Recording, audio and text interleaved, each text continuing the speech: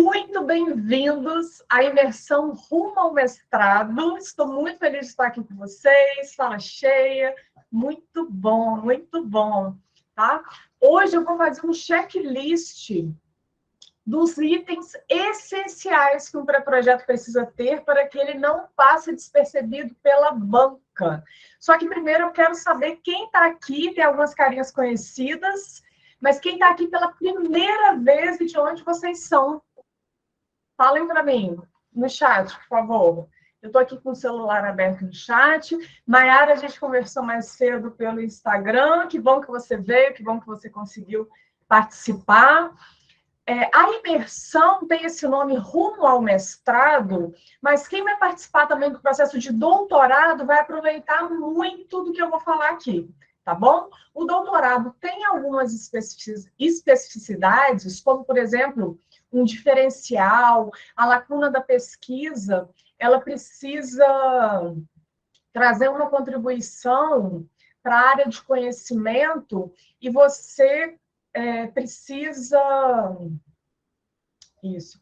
E você precisa, né, diferente do mestrado, em que você mostra que o problema existe, no doutorado você precisa trazer uma contribuição para aquela área de conhecimento. Por menor que seja, você pode... Tem alguns programas que solicitam um produto educacional para quem é da área de educação, como, por exemplo, uma sequência didática, uma tecnologia, tá? Mas hoje a gente vai focar aqui, vai conversar sobre o mestrado, que eu sei que tem muita gente querendo ingressar, né? Vai mudar a vida, muda a vida da gente, mudou a minha vida.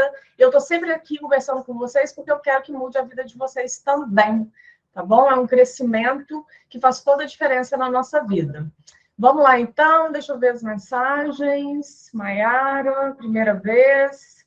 Mas eu acho que a gente já conversou, né, Maiara? Ou é outra Maiara? Eliane Pinheiro, tudo bem, Eliane? Já participou de alguma aula minha? Ligiane de Venâncio, foi aluna especial do PGCL.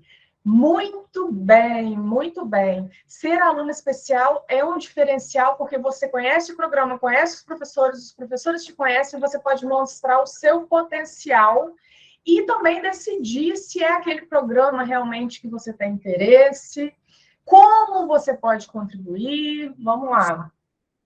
Isso mesmo. Elaine, eu acho que foi minha aluna na Cândido, não foi? A gente já conversou pelo WhatsApp. Que legal, Mayara. Seja bem-vinda. Que lindo, gente. Muito bom, muito bom. Vão colocando aí que depois eu vejo, tá bom? Então, vamos lá. Eu criei essa imersão para contar para vocês o que eu aprendi nesses últimos 12 anos de estrada, tanto como aluna da pós-graduação, como também professora. Eu leciono na graduação desde 2013. Ao longo desses anos, eu tive a oportunidade de lecionar e orientar TCCs de várias áreas. E na época eu ficava me perguntando, caramba, quantos desafios! Eu pensei que eu fosse orientação na área de educação, e agora eu estou orientando administração, tecnólogo em petróleo e gás, ciências biológicas, administração, enfermagem, direito. E eu falava, caramba, eu estou aprendendo muito, mas eu nunca imaginei que eu fosse trabalhar com tantas áreas assim. E aí, 12 anos depois, eu entendo que tudo que eu construí, todas as experiências, os desafios, os aprendizados, eles serviram para que hoje eu conseguisse estar aqui falando com vocês, né? E em 2020 surgiu o Além da Revisão. No Instagram, hoje a gente tem um site, e daqui a pouquinho eu vou mostrar para vocês, tá? O que as mudanças, a transformação que a gente faz na vida das pessoas. Mas hoje eu quero fazer uma transformação na sua vida, nessa noite, para a gente aproveitar bastante essas 2 horas. Vamos lá? Eu sei, né? Essa imersão surgiu principalmente porque eu sei que vocês ficam muito perdidos em relação a como começar o projeto, como escolher o tema, como delimitar esse tema, organizar as ideias no papel, não é verdade? E é muita informação. Igual quando a gente está no ensino fundamental, ensino médio, e vem várias informações da família, dos colegas, dos professores, faz esse curso, faz aquele. Quando a gente termina a graduação, é a mesma coisa. A gente não sabe se vai para o mercado de trabalho, se ingressa no mestrado, qual curso, em que área pesquisar, né? E aí teve o boom de novas tecnologias, depois o boom de pesquisas relacionadas a metodologias ativas, para quem é da área de educação. Mas eu vou falar muito para vocês hoje aqui sobre o diferencial que é você pesquisar o que você tem paixão, tá bom? O que faz seu coração vibrar. Então, eu vou fazendo várias perguntas, vocês vão anotando tudo, tá bom? Vocês vão pegar papel e caneta, quem não pegou ainda pode pegar, Evernote, notebook, e vai digitando, vai compartilhando os seus insights com a gente aqui no chat, tá bom? Eu quero que realmente vocês tenham insights para conseguir, para quem ainda não conseguiu escrever o seu projeto, e para que consiga essa semana ainda, pelo menos, fazer parte do planejamento. Né? Então, eu sei que na hora, para quem já escreveu o pré-projeto, como a Verônica, por exemplo, ela participou do nosso preparatório no YouTube, a gente fez em abril, de abril até julho, e a Verônica está em todas as aulas, está participando aqui também, fico muito feliz. Então, para quem já escreveu cada um dos tópicos exigidos pelo edital, vocês também ficam na dúvida se é suficiente ou não. Não, vocês, afinal de contas, eu também passei por isso. A gente fica assim, caramba, eu nunca escrevi um pré-projeto, no máximo um TCC. E dependendo de onde você escreveu, às vezes você nem apresentou, você não teve uma orientação, e aí eu sei que vocês ficam muito inseguros na hora de participar de um processo seletivo, claro, um processo seletivo com tantas etapas, com tanta concorrência, tantos candidatos, né? E eu vou passar para vocês hoje várias sacadas, como eu falei, mas não vou dar nenhuma dica milagrosa, não. É estratégia e é mão na massa, é trabalho duro, tá bom? Tem um material gratuito também, que eu vou apresentar para vocês no final. Os materiais exclusivos, tem uma pastinha só para vocês que estão participando hoje. Deixa eu ver aqui. E deixa eu ver como que eu faço. Agora que eu vi que eu não estou compartilhando. Agora sim. Vamos lá. Me apresentar, para quem não me conhece, para quem está aqui pela primeira vez, tá bom? Eu sou a professora Karine Castellano, eu sou fundadora do Além da Revisão, mas antes, como eu falei, são 12 anos de estrada na graduação. Desde a graduação, aliás, desde que eu me formei no mestrado e comecei a lecionar no ensino superior. Antes, tenho 7 anos para trás também, como orientadora, mentora, 12 anos. Eu me formei em letras na Universidade Federal de Viçosa, não sei se vocês repararam, meu sotaque está um pouco misturado, porque a pessoa sai de Minas, vai para o Rio, agora está na Paraíba. Então, mistura pra caramba. Eu sou formada em letras, sou mestre e doutora em cognição e linguagem pela Universidade Estadual do Norte Fluminense, Darcy Ribeiro, professora universitária e orientadora em programas de mestrado e doutorado numa universidade privada do Rio de Janeiro, e além de orientadora, autora de dezenas de artigos e capítulos de livros relacionados à escrita, comunicação e educação. Sabe quando você se encontra? Caramba, eu nasci para isso, é isso mesmo que eu quero fazer? Eu me encontrei no mestrado. Foram muitas oportunidades, muitas disciplinas, conheci muita gente, fiz vários contatos excelentes que me ajudaram, que me ajudam até hoje, os meus mentores também, que me ensinam muito. Tive a oportunidade de viajar para o Brasil inteiro, participando de congressos, tudo com a bolsa de estudo, financiamento federal, estadual. E também fui para o exterior, fiquei uma semana. E eu tenho amigos, parceiros além da revisão, que já moraram na Itália, nos Estados Unidos. Então, são muitas oportunidades que a gente teve, que a gente nunca imaginou na nossa vida, tá? E para quem quiser, para quem sentir no coração que é isso, que faz sentido para você também, podem contar comigo. E sou revisora de textos desde 2011. Mas hoje eu atuo mais como professora orientadora, porque, como eu falei, é a minha paixão, é ver vocês crescendo, se desenvolvendo. Quando vocês mandam uma mensagem para mim, Karine, passei, Karine, fui aprovada. Karine, muito obrigada pelo seu trabalho. Você foi determinante para que eu fosse aprovada. Então, eu ainda brinco, né? Eu falo assim, não, eu só dei um direcionamento. Quem fez foi você.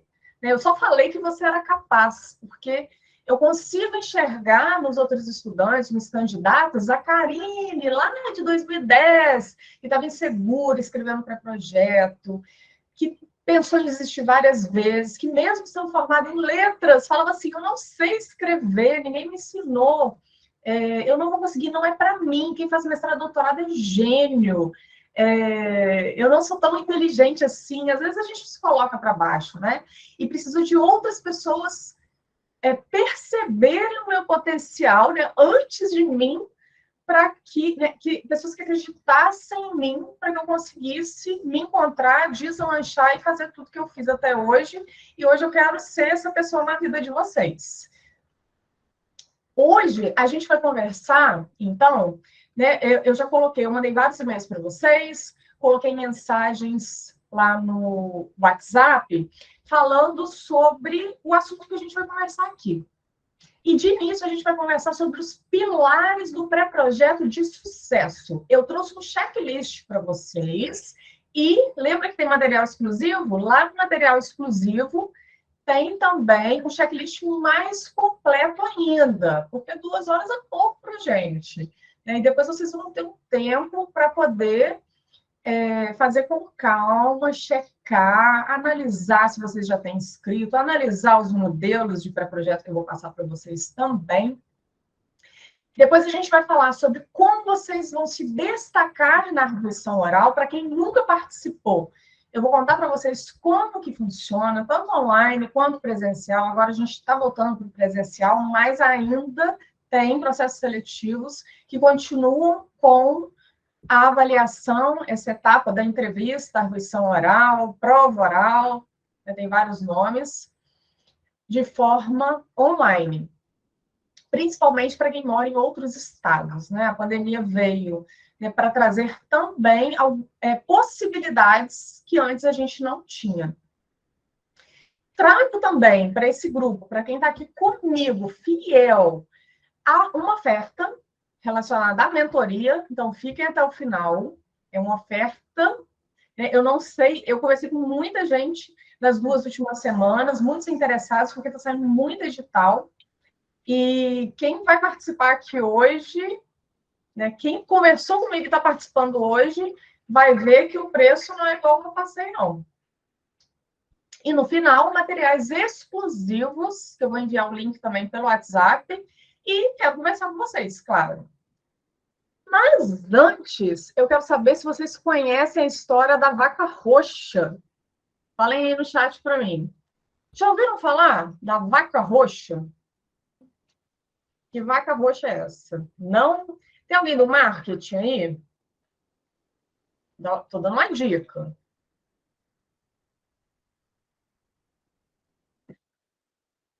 Vamos lá, ninguém conhece. Eu fiquei conhecendo tem pouco tempo e me identifiquei, viu? Seth Godin, um dos grandes nomes do marketing digital em livros dele, conta que durante uma viagem pela França, há alguns anos, ele e sua família estavam encantados com centenas de vacas que povoavam as pastagens ao lado da estrada. Por vários e vários quilômetros, eles olhavam pela janela, ficavam encantados com aquele cenário e, depois desse tempo todo, eles começaram a ignorar as vacas. Já acontece isso? Já é por quê? O que acontece? Quanto mais a gente vê algo e sempre a mesma coisa, a gente fica entediado. Já perceberam isso? Nós ficamos entediados, né? E por quê, né, que eu estou falando isso? Porque o Seth Godin, ele diz que uma vaca roxa é um serviço, como eu disse, ele é da área de marketing digital. Eu vou explicar já o que isso tem a ver com a aula de hoje. Uma vaca roxa é um serviço, uma empresa ou um produto que é único e notável. Único e notável. Já sabem qual a relação da aula de hoje? Eu vou falar para vocês que o pré-projeto de pesquisa precisa ser essa vaca roxa, precisa ser o seu diferencial. Nós, professores, né, eu, enquanto professora, aluna, já participei de centenas de bancas, já participei de vários processos seletivos como professora. O que a gente vê? O mesmo do mesmo. Tem lá mais de 100 candidatos como PGCL na UF, mais de 100 candidatos só no mestrado. E os projetos não estão formatados, não estão revisados, não tem um título atrativo, não tem uma metodologia que mostre o seu conhecimento, que mostre a linha de raciocínio da sua pesquisa, que mostre como você vai alcançar o seu objetivo. Também, às vezes, a gente recebe projetos do mestrado que, na verdade, está escrito lá, está com a capa, projeto de mestrado, mas, na verdade, é um TCC, é um projeto de extensão, a pessoa realmente não escreveu aquilo que o edital pede, por vários motivos que eu vou passando aqui para vocês. Um deles é você não planejar, deixar para a última hora. Essa semana mesmo, uma seguidora entrou em contato comigo. Na verdade, ela entrou em contato comigo umas 3 vezes no último ano. E aí, quando o edital saiu, agora, ela tem 3 semanas. Karine, você me ajuda? Você presta essa mentoria em 3 semanas? Como é um projeto de doutorado e por conta da temática, ela vai ter que escrever do zero, não tem condições. Então, assim, olha, faz parte da nossa cultura, né? O quanto que, às vezes, a gente posterga as atividades, os nossos sonhos, e espera mais um ano, e aí quando você viu, já se passaram 3, 4, 5 anos, e você está lá no mesmo lugar, ganhando o mesmo salário, reclamando das mesmas coisas, tá? E aí, o que eu vejo? Os candidatos se inscrevem com projetos sem rigor científico, com opiniões, afirmações genéricas, clichês, sem uma definição clara da pergunta de pesquisa. Às vezes tem 5 perguntas, ou então não tem uma pergunta de pesquisa. Aí a gente lê o título, acha que é uma pesquisa, lê a introdução, quando chega lá no final, a gente fica buscando. Cadê o objetivo? Cadê a pesquisa? Também não tem. E aí, será que na metodologia eu vou conseguir entender a proposta? Às vezes a temática é bacana, né? Atual, mas infelizmente a gente não consegue entender. Então, assim, os nossos mentorandos, eles falam, Karine, é muita gente, é muito candidato. Eu falo assim, ó, mas nem todo mundo teve o acompanhamento personalizado do além da revisão. Nem todo mundo contratou um mentor, né? Uma metodologia insuficiente. Parece que deixam, como é um dos últimos tópicos, deixam para o final. Ficam preocupados com a revisão de literatura, tem que se preocupar sim, mas por não fazerem um planejamento, e eu vou ajudar vocês nisso também, tem um material gratuito específico para ajudar vocês no planejamento. Então, a metodologia não fala nada com nada, não traz informações suficientes, porque o meu avaliador, a minha banca, ela quer saber se eu sei onde que eu estou, se eu sei o que é um mestrado, se eu sei o que é um programa de pós-graduação. Então, se eu não mostro onde eu quero chegar, como eu vou chegar, quando aparece um candidato com uma metodologia muito mais completa, é óbvio que esse professor, é óbvio que eu, enquanto professora da pós-graduação, opto pelo projeto que está mais completo. Né? Porque eu sei que aquele candidato está muito mais preparado. Olha, a Mayara disse que aconteceu isso comigo na primeira vez que eu tentei o mestrado. Minha metodologia não foi bacana e eu fui reprovada. Exatamente, metodologia é o que mais reprova. Por quê? A gente não aprende na graduação. Concorda? A gente não aprende, é passado muito rápido. E não dão. O que esses candidatos fazem? Aliás, deixam de fazer, deixam de dar atenção aos desvios ortográficos, gramaticais, a falta de fluidez no texto. A gente tem que ler o parágrafo 2, 3 vezes para tentar entender. Não colocam de acordo com a norma da BNT. E aí a gente, quando está lendo o texto, só vai falando, nossa, esse aluno vai me dar trabalho.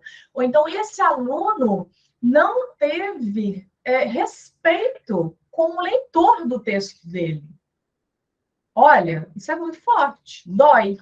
Mas por que isso acontece? Não é porque você não sabe língua portuguesa, é porque você deixou para a última hora, é porque você não conseguiu deixar o texto descansar para você reler de novo depois, é porque você escreveu sob estresse, você é viciado em estresse e deixa tudo para a última hora. Ou então porque você tem vergonha de mostrar o seu texto para outra pessoa.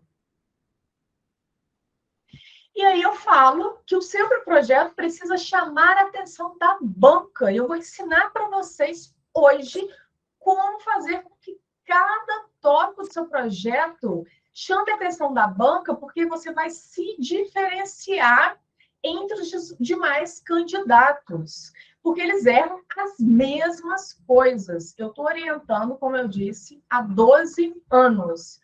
O Além da Revisão tem 2 anos, mas eu já trabalhava antes. Os nossos parceiros também, a gente trabalha junto há mais de 7 anos, e a gente conversa muito sobre isso, né? É o mesmo do mesmo. E aí, como que você vai se diferenciar? E por que eu falo tanto sobre se diferenciar?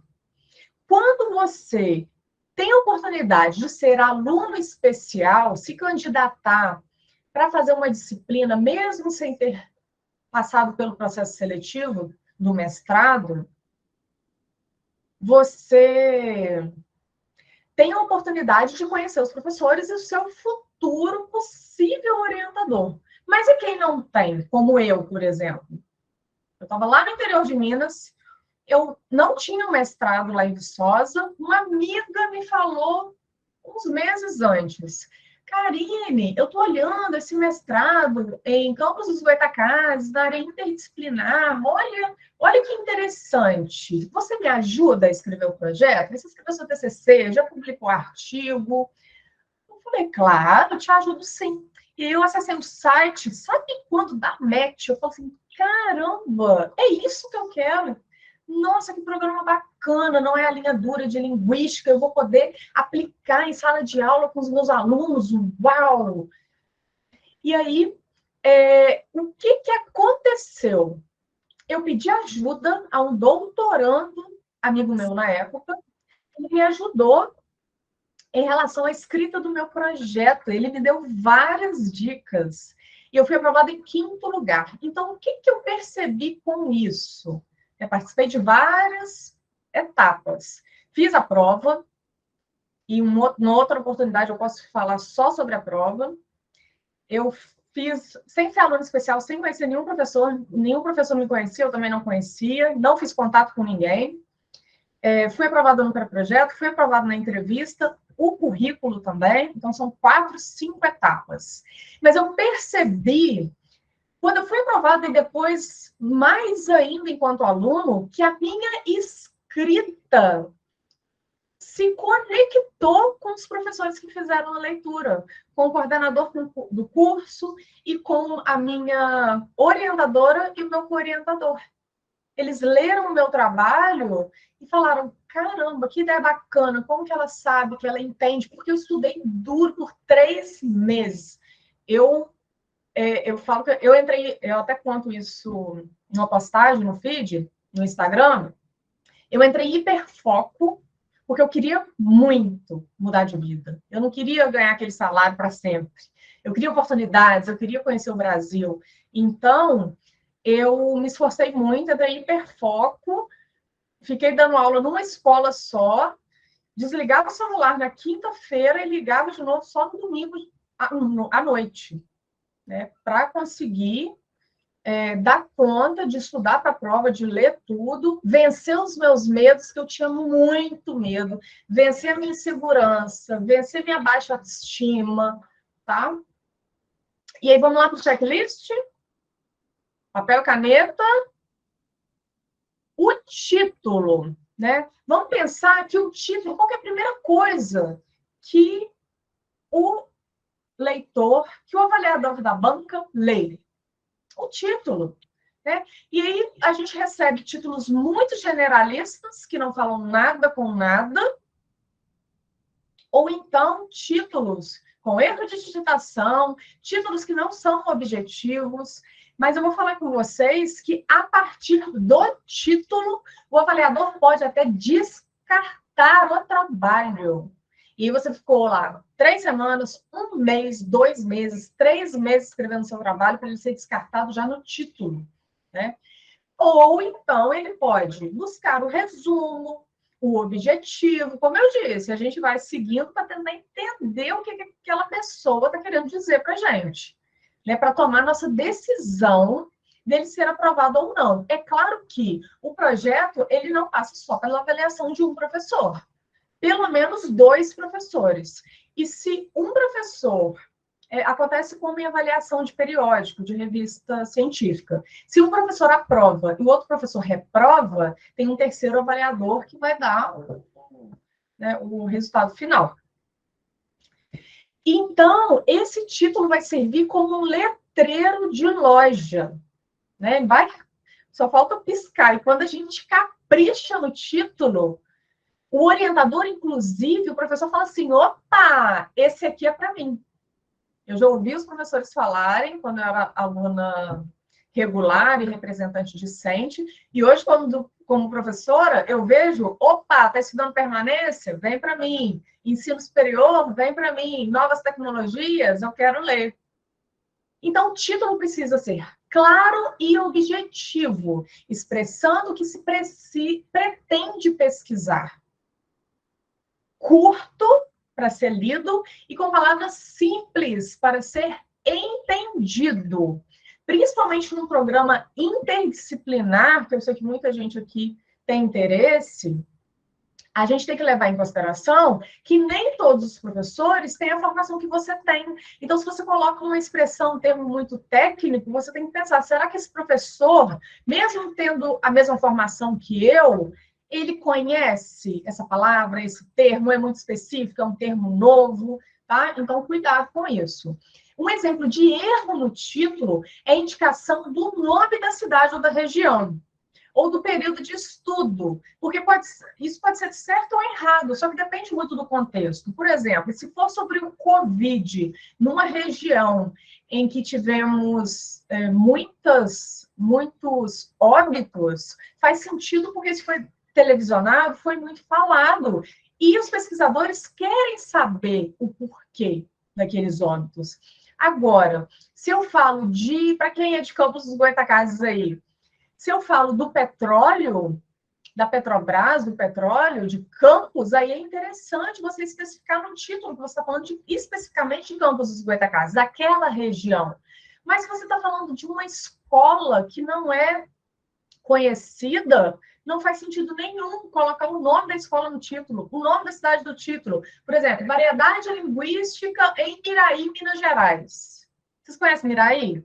Vocês vão buscar, quem estuda variedade linguística, será que vai procurar por Miraí, uma cidadezinha de 13 mil habitantes? Eles falam, a variedade linguística da cidade é tão diferenciada assim, chamou a atenção da mídia, entendem? Por quê? A gente tem que pensar que toda pesquisa ela é feita numa cidade, ela é feita numa região e ela é feita num determinado período. Tá? Então, essas informações precisam estar na metodologia e não no título. Façam títulos curtos, sejam objetivos. A introdução, você precisa contextualizar o tema e o problema. Precisa iniciar aquela historinha para o seu leitor. Precisa contextualizar e uma dica, trazendo os termos que você usou no título, tá? Mas daqui a pouco eu vou falar para vocês a minha sugestão de escrita, a ordem que vocês devem escrever os tópicos do projeto. E aí vocês vão perceber que, de início, se vocês estão inseguros com o título, ou se vocês nem escreveram o título ainda, Karine, como que eu vou conseguir escrever a minha introdução se eu não escrevi o meu título? Né? Vocês vão perceber que tem uma ordem específica para a escrita. E não estou falando nem da escrita final, não. Aliás, da escrita da primeira versão. Tem gente que tem toque e não consegue escrever um projeto começando da metodologia, começando da revisão de literatura, começando da conclusão. Tudo bem. Mas saiba que o que você escreveu até agora é o seu rascunho, é a sua primeira versão. Depois você vai ter que voltar revisando o que você escreveu, porque todos os tópicos do projeto precisam estar linkados, precisam estar conectados. Um projeto bem escrito, ele conversa entre os tópicos. E aí, além de contextualizar o tema e o problema, você vai apresentar as características do objeto de estudo escolhido, a sua tese, além dos fatores históricos, culturais e sociais que englobam esse objeto. E tudo, gente, para escrever em uma página. Então, resumidamente, nos modelos de pré-projetos que eu vou compartilhar com vocês, vocês vão, antes de escrever a introdução de vocês vão ler umas 3 introduções de projetos que vocês se identifiquem mais, e a partir dali vocês vão estruturar a introdução de vocês. Então, se eu comecei, por exemplo, contando do período histórico, de quando aquela temática foi trazida para o Brasil, foi pesquisada, você vai organizar. Você pode, se você se identificar com o meu estilo de escrita, você pode começar por ali também. Aí você vai tendo insights, você vai se lembrando do que você já leu, do que você já conversou, do que um professor falou. Exponha os motivos que mostram a originalidade de sua pesquisa. Não é para inventar a roda. Por que ela é original? Porque você está fazendo no interior do seu estado, porque você está fazendo com determinada empresa da sua cidade, numa escola, porque você está usando uma outra teoria, uma teoria mais recente, uma teoria que você trouxe de outro país, por exemplo. Qual é o diferencial da sua pesquisa para que vale a pena você pesquisar, né, esse programa, esse professor investir 2 anos em você? E aponte as pesquisas prévias realizadas, que comprovem que o tema é original. Aqui não é para você ficar citando teoria, não. De acordo com fulano, de acordo com cicrano, muito menos para trazer citação direta e indireta. Aqui é para você falar. Por exemplo, vai pesquisar sobre marcadores conversacionais assim, tipo assim, e cita um trabalho meu. Então, você fala que, a partir dos estudos de Castellano, que encontrou isso, essa pesquisa pretende trazer como, encontrou como lacuna de pesquisa isso. Pronto. Com as suas palavras, você contando a história de como você se decidiu por essa temática. E como eu disse, deixa eu provar o pessoal. E como eu disse, vocês vão escrever a primeira versão, depois vai voltar na introdução, vai reescrever, e por isso vocês precisam de tempo para escrever um projeto nota 10. Para escrever um projeto aprovado, que é isso que vocês querem, não é? A justificativa, muita gente deixa a desejar também. E eu vou ensinar para vocês como se diferenciar. Como escrever uma justificativa que se conecte com a banca, com o que a banca quer ler. A gente tem que pensar que todo projeto precisa, para ser financiado, ser relevante socialmente. E quando que ele é relevante socialmente? Quando contribui, de alguma forma, para a melhoria da sociedade, para a compreensão do mundo em que a gente vive, para o desenvolvimento do homem. Vão anotando os insights aí. Por que a sua pesquisa é relevante socialmente? Porque eu vejo muitos projetos que você coloca só a relevância pessoal. Aí eu vou pesquisar esse tema porque eu dou aula em tal escola. Isso não é o suficiente para você se diferenciar. O avaliador espera que o pré-projeto também traga uma contribuição acadêmica e científica para a sua área de conhecimento. É o que eu falei. Tem a lacuna na pesquisa. O que é a lacuna na pesquisa? O diferencial. O que ainda não foi pesquisado, né? Sob o ponto de vista da teoria tal, com a metodologia tal, com os sujeitos, com a escola, com a empresa. A minha pesquisa de mestrado, eu já tinha escrito um TCC sobre o assunto. Eu conversei com 4 sujeitos apenas, porque foram 4 meses de pesquisa, nem isso, acho que 3 meses eu escrevi. E no mestrado eram 2 anos. Aí, cara, ele gosta de inventar moda. De repente, eu estava fazendo a pesquisa em 4 escolas com 300 pessoas. Óbvio que eu precisei de pessoas para me ajudar. A minha orientadora, na época, escreveu um projeto de extensão para conseguir ter bolsistas para me ajudar da graduação. Então, tudo funcionou muito bem. A gente criou corpos da língua falada e escrita da região do Norte e Noroeste Fluminense. E olha que bacana, por quê? Karine, tem vários corpos no Brasil. Tem sim, registro. O que é o corpus? É o registro da língua falada e escrita.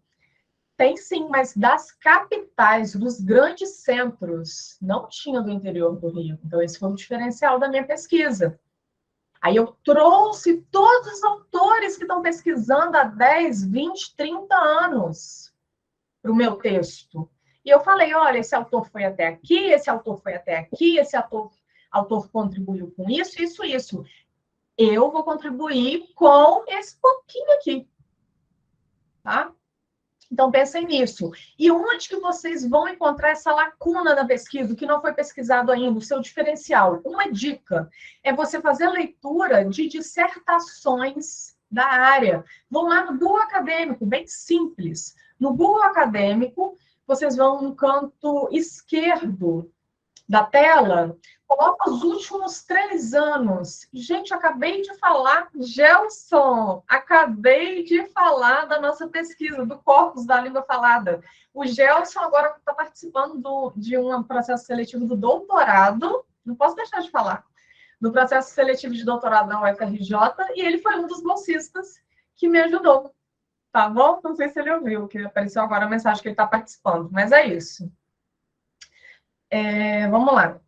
Então, a sua pesquisa, nas dissertações dos últimos 3, 5 anos, né, você vai lá no Google Acadêmico, desde 2018, por exemplo, o que foi pesquisado, publicado sobre essa temática? Você vai fazer a leitura e nessa dissertação, nesse artigo, nessa tese, nas conclusões, podem ter sugestões para trabalhos futuros, e aí você consegue, né, consegue identificar quais as lacunas da pesquisa. Essa dica é de ouro para quem aí não se encontrou ainda.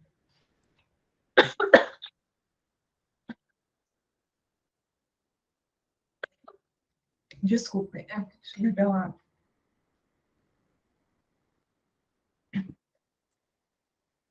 Ainda, então, as justificativas são decisivas no processo de análise de um projeto pela banca. Se o seu projeto não tem relevância, ou se você pode até ter, mas você não colocou no texto, você não colocou no projeto. Se ele não tem relevância acadêmica, científica e social, e deve colocar também a justificativa pessoal. Pode ser que um outro candidato coloque, chame mais a atenção da banca, e aí o seu sonho vai ficar para o próximo edital. Problema. Olha, Verônica, olha que legal. Achei minha lacuna de pesquisa lendo uma tese, dica valiosa. E essa dica você aprendeu no preparatório?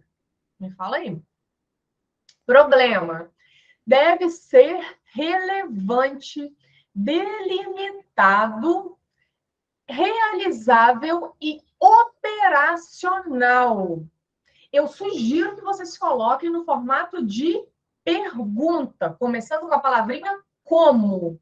Lá no YouTube, tem alguns aulões do nosso preparatório para ingresso no mestrado e doutorado.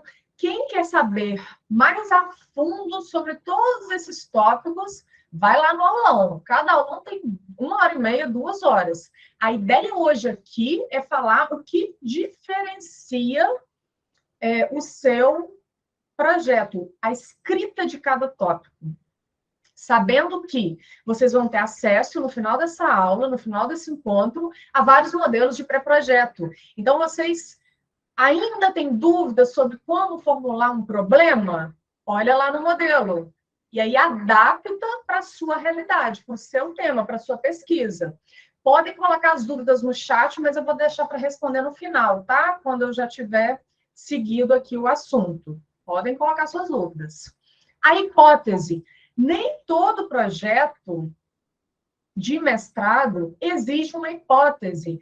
A hipótese ela é obrigatória no doutorado. Então, uma orientação que eu dou, se não pede a hipótese no projeto, desculpa, se o edital, melhor dizendo, não pede uma hipótese, não exige uma hipótese, e você está inseguro, insegura, melhor não colocar. Aqui no Além da Revisão, a gente orienta a colocar porque é um diferencial. Mas eu vejo muita gente que confunde, tá? A hipótese é uma resposta antecipada para a pergunta, para o problema que você escreveu anteriormente. E ela é diferente da pergunta da questão problema, que é no formato de interrogativo.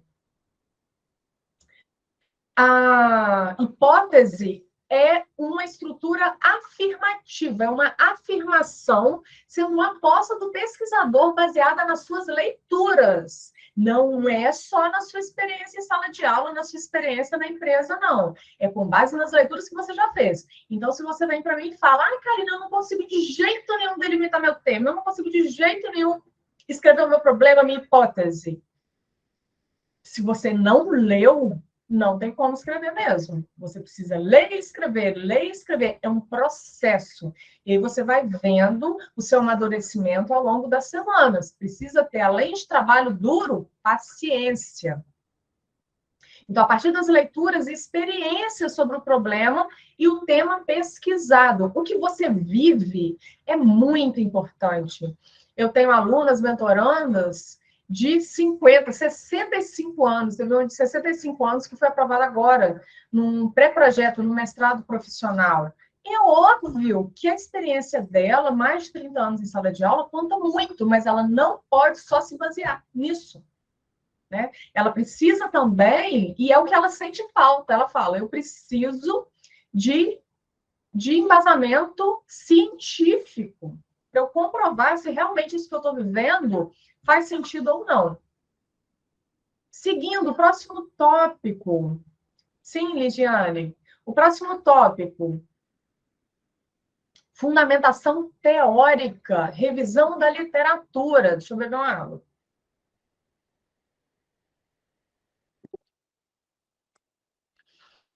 Primeira coisa, muita gente confunde, acha que é a mesma coisa. A fundamentação teórica são os embasamentos teóricos, aqueles autores que estão estudando sobre o assunto há 30, 20, 10 anos, os gigantes da sua área. Inclusive, a frase do Google Acadêmico é no ombro de gigantes. Quando eu falo de preconceito linguístico, a Laís entrou aí agora, nossa mentoranda.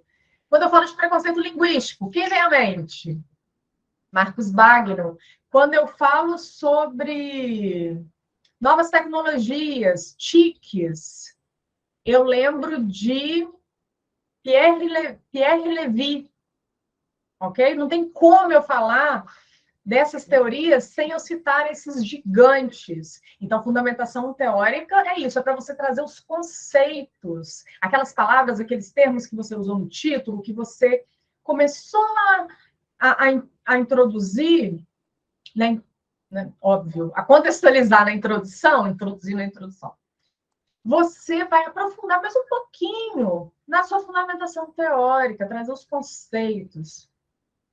E a revisão de literatura, os trabalhos feitos nos últimos 3, 5 anos, dependendo da sua área, porque às vezes você não consegue trabalhos nos últimos 2, 3 anos. Né? Essa pesquisa, esse tema, esse objeto de estudo, ele não está sendo mais tão pesquisado. Mas agora eu vejo a necessidade por causa disso, que é a minha lacuna, é o meu diferencial. Então, você vai trazer, além dos gigantes, os trabalhos realizados, você vai mostrar que nos últimos 3 anos, outros pesquisadores também, né, já avançaram, já trouxeram contribuições para essa área do conhecimento, que não é você que está, porque algumas pessoas escrevem, né, a gente percebe enquanto leitor, como se fosse, nossa, descobriu, né, vai resolver o problema da educação brasileira. E não é bem assim. Aí você vai olhar e tem outros trabalhos que já iniciaram esse caminho. Ah, Karina, eu tive uma ideia. Ah, essa pergunta é famosa. Eu tive uma ideia para escrever o meu projeto lendo um trabalho. Mas eu estou com medo de citá-lo, porque não vai ficar parecendo plágio, não. Não, você precisa referenciar esse trabalho, porque foi ele que te deu um insight. Na minha tese mesmo, é só digitar Karine Castellano tese no Google. Na minha tese, eu conto, eu falo de onde vieram as minhas ideias.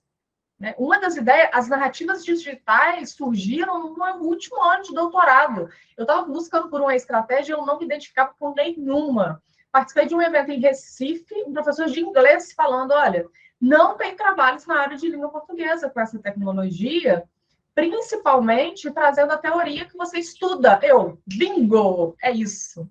Né? Então, nessa fundamentação teórica, na revisão da literatura, você vai responder as seguintes questões. Para quem já me acompanha, sabe que eu adoro fazer pergunta, para deixar vocês com mais dúvida ainda. Talvez. Mas é para vocês, a partir dessas perguntas, desenvolverem o texto de vocês. Então, se você pensa, quem já escreveu e o que já foi publicado sobre esse assunto? Como que eu sei qual é o gigante da área, Karine? Quem todo mundo cita. Olha lá nas referências. Está todo mundo citando esse autor? É porque ele é o gigante da área. Na área de qualidade. O que é qualidade nas empresas? Qualidade de serviços? Quando eu orientava o pessoal da administração, todo mundo citava o Chiavenato. Né?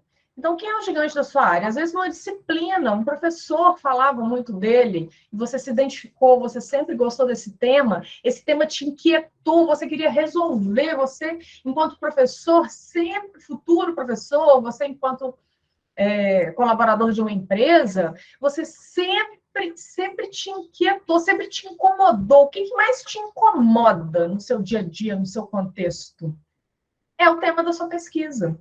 E, às vezes, enquanto colaborador, professor, gestor, você, inclusive, tem algumas ferramentas que você usa intuitivamente, mas você ainda precisa de comprovação científica. Você precisa fazer leituras de trabalhos, de pesquisas feitas nos últimos anos, para você, inclusive, não perder tanto tempo desenvolvendo. Né, desenvolvendo algo, desenvolvendo uma técnica, uma estrutura, uma estratégia, intuitivamente. Que aspectos já foram abordados? Quais teorias, quais métodos, qual metodologia, em que local, em que cidade, em que região, com quantos alunos, com quantos colaboradores, com quantos indivíduos, com quantos informantes, sob qual ponto de vista? Quais as lacunas existentes na literatura e com quais você se identifica mais? Com qual, aliás, você se identifica mais? Anota, vai anotando de início a isso. É uma tempestade de ideias, você vai anotando, e aí vai chegar um ponto que você vai falar: é isso. Agora sim, eu me encontrei. E quanto antes, né, com mais antecedência você fizer isso, melhor. Demonstre capacidade de síntese como forma de revelar certo domínio sobre as teorias essenciais ao tema proposto. Se você não, para quem está com preguiça de escrever, se você não colocar no texto, vai chegar na hora da entrevista, eles vão te perguntar. Então, você já tem que deixar tudo mastigadinho para os professores. Para eles chegar na entrevista, eles te fazerem no máximo 2 perguntas. Você conduz a conversa e o autor apenas fundamenta esse negócio de colocar, segundo fulano, para cicrano, de acordo com fulano, segundo fulano, é muito cansativo. E a gente não quer ler um resumo das obras. E se o professor for da sua área, ele já tem essas leituras, ele já sabe o que o autor fala. O que ele quer, um projeto nota 10, um projeto que vai se diferenciar dentre os demais, entre os mais de 100 concorrentes, vai ser aquele texto, aquela revisão de literatura, em que você costura o pensamento dos autores, em que você traz os pontos de vistas dele, que são semelhantes, e em que eles se diferenciam também em relação às ideias. Então, como que você vai saber isso? Você vai fazer a leitura, as leituras, né, de artigos, dissertações, teses, capítulos de livros, e vai chegar uma hora que você vai identificar o autor A, B e C dizem a mesma coisa. Então, vou separar esses 3 aqui. E aí eu posso escrever um parágrafo, 2 parágrafos, e ao final citar esses 3. Mas depois eu vou trazendo, olha, mas esse aqui trouxe uma informação a mais. Uma dica de ouro que deixa seu texto super fluido. Escreva em ordem cronológica. Tem gente que começa a falar de 2019, aí cai para 2015, depois já está lá em 1990. A gente, enquanto leitor, não consegue identificar os diferenciais, o que um autor, um pesquisador trouxe, né, a mais, em que ele contribuiu, qual foi o diferencial da pesquisa dele. Então, tentem escrever em ordem cronológica. E podem deixar as perguntas aí de vocês, por favor, no chat. Daqui a pouco eu vou responder. Nunca insira uma citação se não tiver certeza que ela vai acrescentar. Eu já olho e falo assim, detecto na hora, preguiça. Se eu quero ler... Não, vamos falar a verdade aqui. Quando vocês leem um artigo, um TCC, um trabalho que tem um monte de citação, que metade da página tem citação, eu desisto. Eu falo, não, esse aqui não tem respeito com o leitor. Esse aqui não pensou no leitor. Se eu quiser ler o original, se eu quiser ler Marcos Wagner, se eu quiser ler fulano de tal, eu vou no original. Você não tem que trazer no seu projeto. Tá bom? Então, você precisa,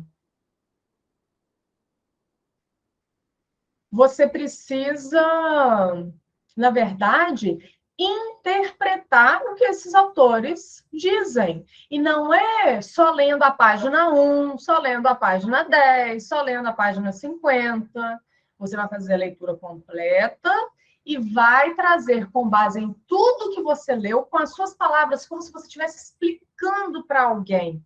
Inclusive, essa semana foi... Laís está aí, né?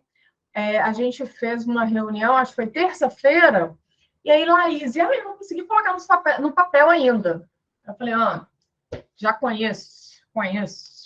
Aí eu comecei a perguntar um monte de coisas. Isso, e aquilo. Ela sabia me responder tudo. Ela foi falando, eu fui escrevendo, fui anotando, cheguei no final, tirei uma foto para ela aqui, sua pesquisa. A transcrição do que você falou. Está tudo aqui, já está pronto. Mas precisa perder esse medo de colocar as ideias no papel. Né? Entreguei Laís aqui. Isso é muito comum, eu também já passei por isso. A gente se julga muito, a gente sempre acha que a gente não sabe. Mas é mentira, você sabe sim, senão você não tinha sido aprovado na graduação, no TCC, em concurso. Vamos lá. Os objetivos. O objetivo, a gente tem o objetivo geral, é um só, tá? E os objetivos específicos. Eu falo sempre que o objetivo geral, né, pensa num trem. O pessoal de Minas adora trem.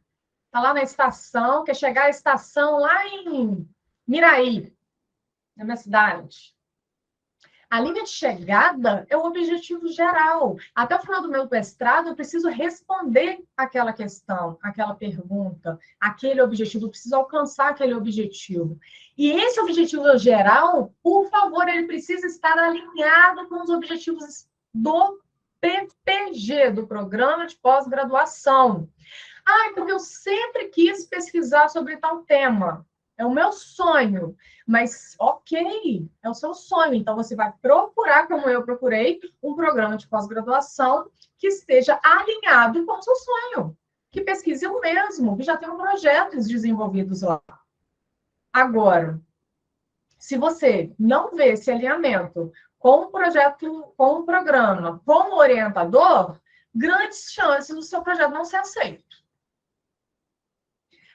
E aí, voltando para o trem, antes de chegar à estação, eu preciso passar pelos trilhos. E aí, eu chamo de esses trilhos, eu estou fazendo analogia com os objetivos específicos, as etapas. Eu tenho que passar por cada etapa, cada trilho para chegar lá na estação, para chegar ao meu destino. Né? Então, só a partir dos objetivos específicos será possível alcançar o objetivo geral que vai te permitir verificar a pertinência da hipótese, mesmo que o seu projeto não tenha uma hipótese explícita, escrita. Né? E sempre iniciando com o verbo de ação. Outra coisa, se você não tem, eu estou lembrando das minhas mentorandas aqui, se você não tem um objetivo, não tem como você escrever metodologia, não tem como você escrever a versão final da sua revisão de literatura, não tem como você definir o seu produto educacional. Por isso que eu vou sugerir daqui a pouquinho a ordem que você precisa escrever e estruturar os seus tópicos. A metodologia, que o pessoal deixa para lá, deixa por último. As pessoas falam assim comigo, Karine, mas eu não aprendi metodologia na graduação. Eu vou aprender metodologia no mestrado. Então, não preciso ser tão específica. Vai nessa. Aí o outro, o concorrente foi específico, o concorrente foi atrás de livro, foi atrás de aulão no YouTube, contratou um mentor e especificou todos os detalhes que precisam ter na metodologia. Se preparou mais do que você, fez com antecedência. E aí? Então, a metodologia é a linha de raciocínio que será adotada durante a pesquisa. Se não estiver claro no pré-projeto, você vai passar aperto na entrevista. E a chance é muito alta de você ser reprovado. Se você não sabe a metodologia, se você não sabe como você vai alcançar o seu objetivo, se você não sabe como você vai responder a sua questão problema. Está tudo, como eu falei no início, interligado. Está tudo relacionado. E aí você mostra para a sua banca que você não sabe o que você está fazendo ali, que você não sabe o que é um mestrado, que você não teve interesse em pesquisar, mesmo sabendo da deficiência, né, na graduação dessa disciplina. Caso seja uma pesquisa de campo, um estudo de caso ou experimental, você precisa colocar qual é o seu sujeito da pesquisa, né? Caracterizar o seu sujeito de estudo, a coisa a ser estudada, é uma pessoa, um grupo de gestores, um grupo de colaboradores, uma planta, um animal, uma rocha, um tipo de rocha, uma região. Quem é o seu sujeito? Dependendo da sua área. Delineamento do estudo, insira a sua estratégia para atingir o objetivo da pesquisa. Em quais tipos de pesquisa o seu estudo se enquadra? Exploratória, descritiva, transversal? Eu vou compartilhar com vocês, para quem é autodidata, para quem consegue se virar, eu vou compartilhar um material exclusivo para vocês. Inclusive, tem uma pastinha só com o mestrado, com material que eu nunca compartilhei com ninguém. Procedimentos específicos. Insira detalhes de como pretende montar o estudo e as técnicas que deseja usar para coletar os dados. E muita gente peca aqui. Muita gente não coloca detalhes, muita gente deixa solto, ou então fala assim, eu quero, eu não sei quem vai me orientar, quem pode me orientar, então eu vou colocar todas essas informações aqui, porque todos os professores vão se identificar. Está dando um tiro no pé. Não faça isso.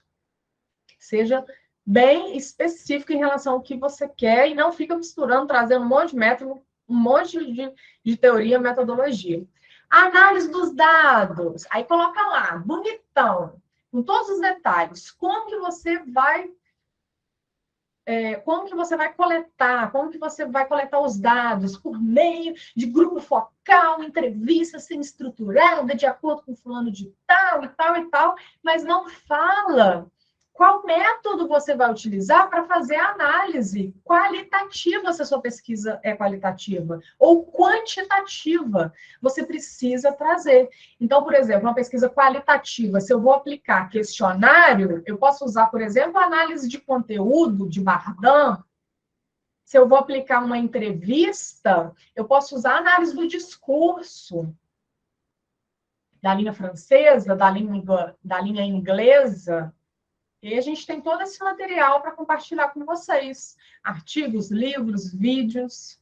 Para quem não sabe, é a hora de aprender, para você já chegar se diferenciando, para você mostrar na entrevista. Aliás, tanto no texto, né? Você consegue, como eu disse, se conectar com o leitor. Ele vê que aquele trabalho ele foi bem pensado, bem estruturado, bem planejado, e quando ele conversa com você, vê seus olhos brilhando, vê a confiança com que você fala sobre o seu trabalho, sobre a sua pesquisa, ele fala assim, caramba, é um candidato de mestrado ou doutorado, está super preparado, e aí ele vai querer trabalhar com você, óbvio.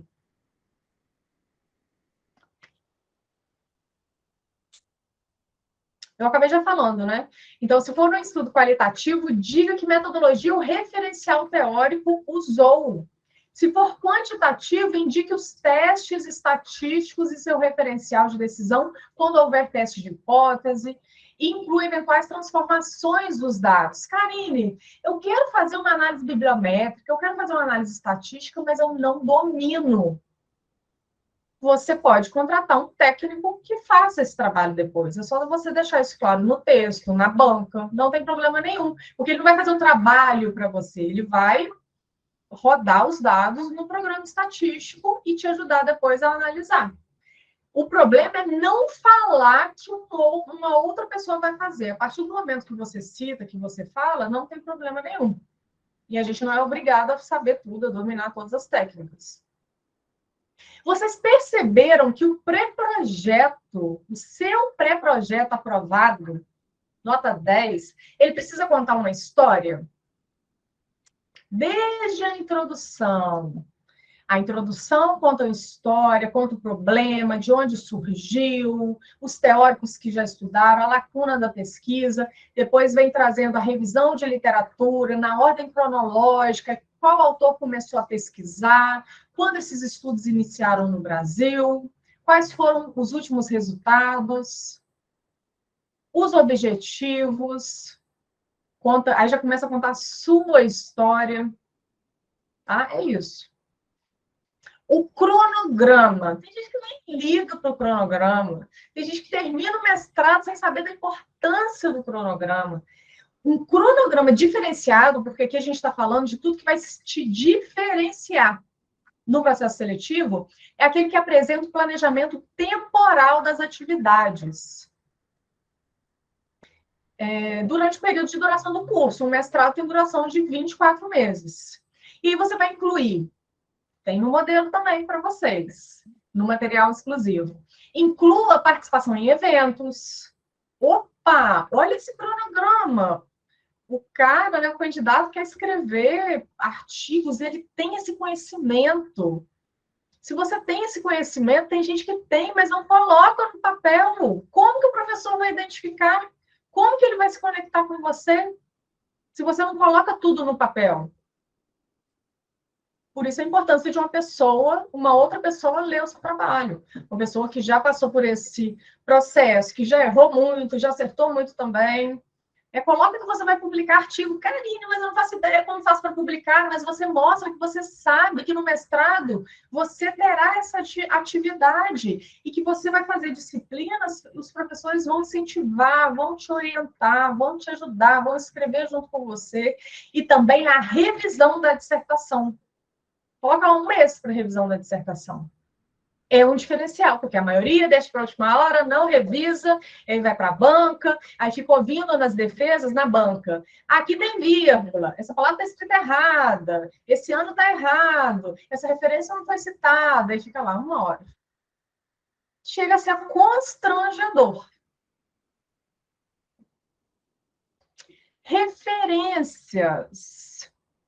Vocês vão conferir se todas as referências que vocês citaram no corpo do projeto também estão lá na lista de referências e vice-versa. Porque, às vezes, aí é o que eu sempre ouço. Ai, Karine, meu Deus! Tanta referência que eu não citei no projeto está na lista. Sim, porque antes você tinha... Né? Aí a pessoa fala, não, porque antes eu ia citar esses autores e depois eu desisti. E aí eu esqueci de ir na lista. Formatação é a última coisa, você precisa conferir. É muito importante. De novo, mostra respeito, atenção, cuidado com quem está lendo o seu trabalho. E, infelizmente, como a maioria não tem esse cuidado, se você tem, é um diferencial. Esse foi um dos motivos, o meu texto sempre revisado, formatado, foram os diferenciais para que eu conseguisse me destacar, para que o meu trabalho fosse a vaca roxa, para que eu fosse a vaca roxa no PPG. Tanto que o processo seletivo do mestrado eu fui aprovado em 5º lugar, no doutorado eu fui aprovado em 1º lugar, 4 professores queriam me orientar. Depois que eu fiquei sabendo, né? Óbvio. 4 professores queriam me orientar, porque eles sabiam o trabalho que eu fazia, a paixão com que eu fazia, o tanto que eu contribuí para o programa, para o crescimento do programa, dos colegas. Por isso que eu sempre toco nesse assunto. Faça com paixão. Não faça porque tem alguém fazendo, não faça para aumentar seu salário, não faça por causa do diploma. Apenas. E aqui eu trouxe a sugestão de ordem para a escrita dos tópicos. Primeiro, né, para você que quer se soltar, a justificativa. Coloca a justificativa pessoal. Está travando na frente do computador? Pega uma folha 4, pega um chá, um café, um suco, coloca uma musiquinha clássica, fecha a porta, avisa o pessoal de casa. Gente, me dá 1 hora aqui, 2 horas. Eu espero todo mundo dormir. É o seu sonho. É a partir do mestrado que você vai conseguir entrar no mercado de trabalho, aumentar seu salário, novas oportunidades, ser aprovado num concurso, fazer novas conexões, viagens. Eu e Gelson também já participamos de alguns congressos, São Paulo, Berlândia, Rio de Janeiro, muito, né, Gelson? Né? Então, abre seu coração, escreve a sua justificativa, a primeira versão, pelo menos. Justificativa. Relevância pessoal, social, acadêmico-científica. Depois, a fundamentação teórica, principalmente se você não tem leitura, se você não é da área acadêmica. Precisa ler, precisa saber o que está sendo pesquisado para você conseguir se conectar. E sempre que você está construindo a sua fundamentação teórica, você precisa também anotar todas as suas referências de uma vez. Tem gente que faz até em arquivo separado. Tudo bem, né? Mas organiza, porque tem gente que perde a referência depois. Terceiro tópico, objetivos. Depois, metodologia. Como que você vai escrever metodologia, o raciocínio lógico da sua pesquisa, se você não sabe onde você quer chegar? Primeira coisa são os objetivos. Depois que você tem a sua metodologia definida, você vai escrever seu cronograma.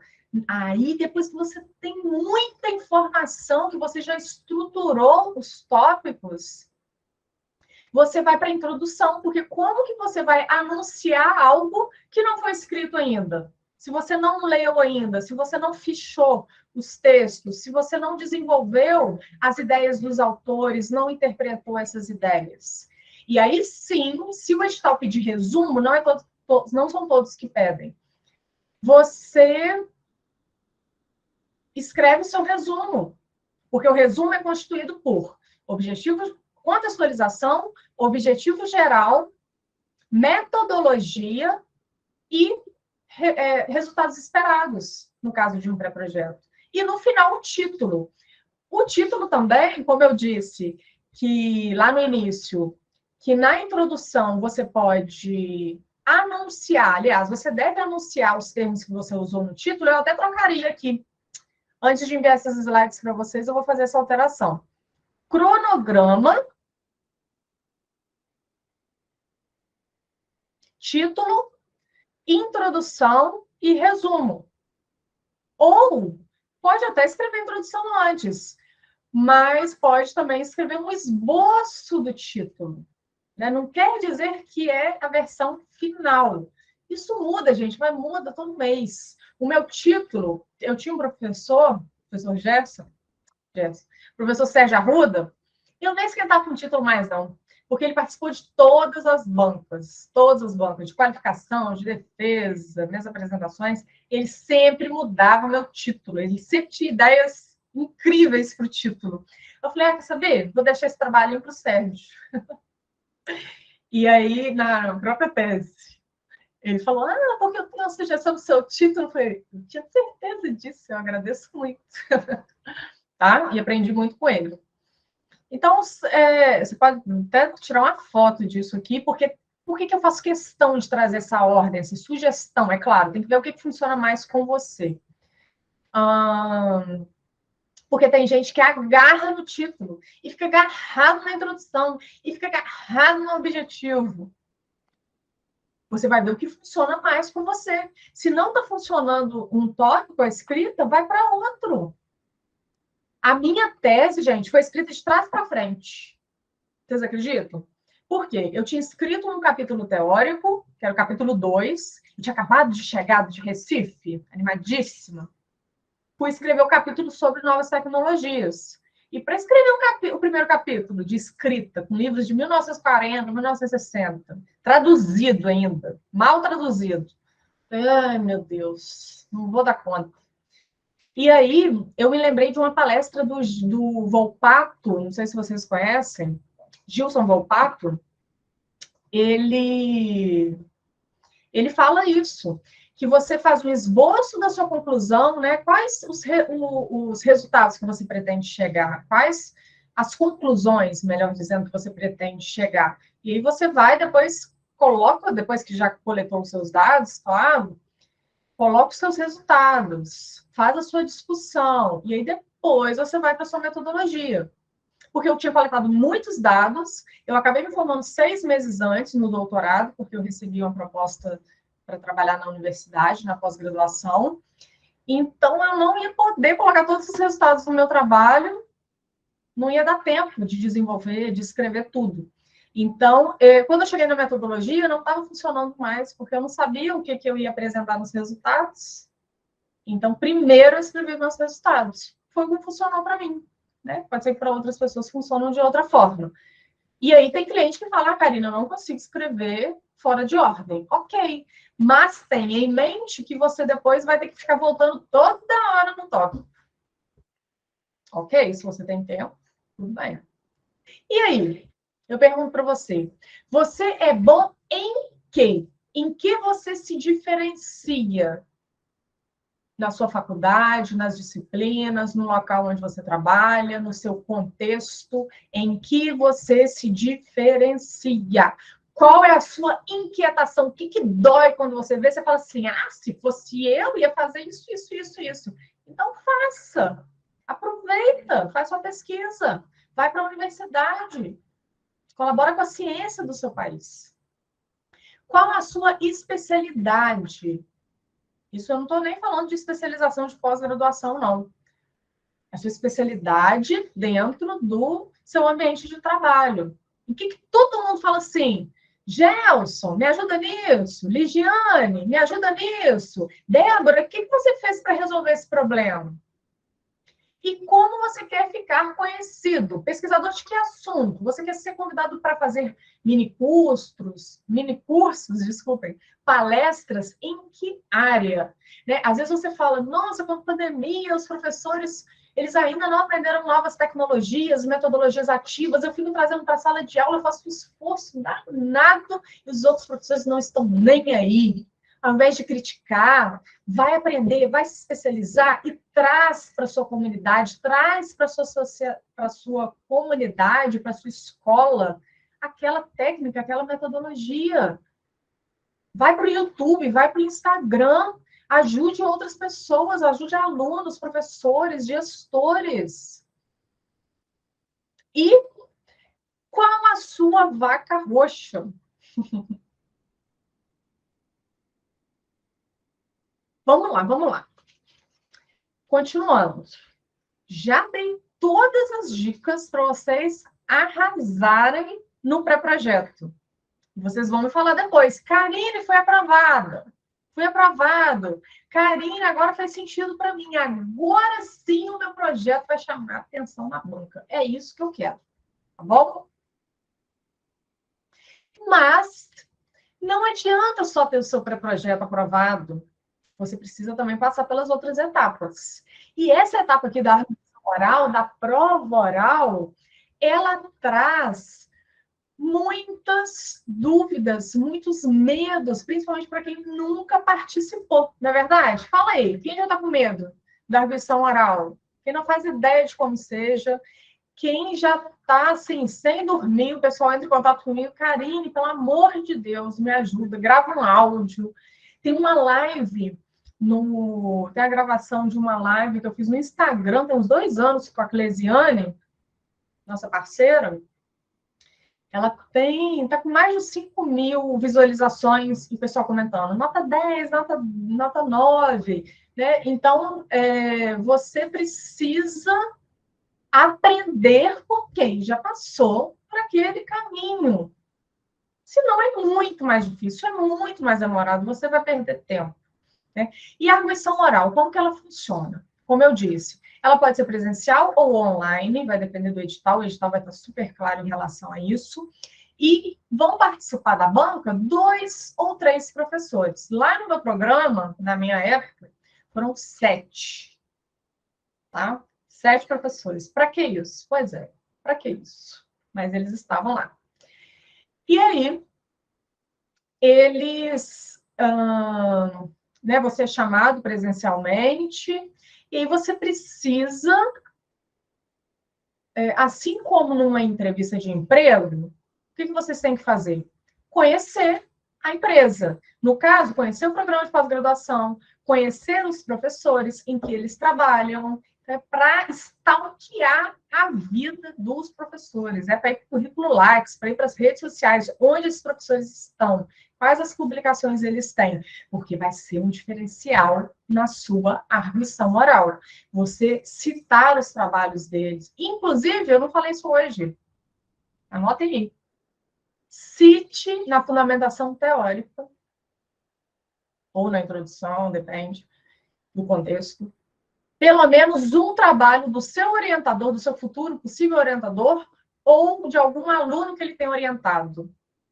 Professora, eu não estou puxando saco? Não, se realmente aquele trabalho está alinhado com o que você pretende trabalhar, se aquele trabalho, aquela pesquisa, aquele projeto foi publicado e os professores, o programa, o projeto ainda está em andamento, ainda tem interesse em aprofundar sobre esse tema, ainda tem lacunas na pesquisa, por que não falar que você vai contribuir com aquele projeto?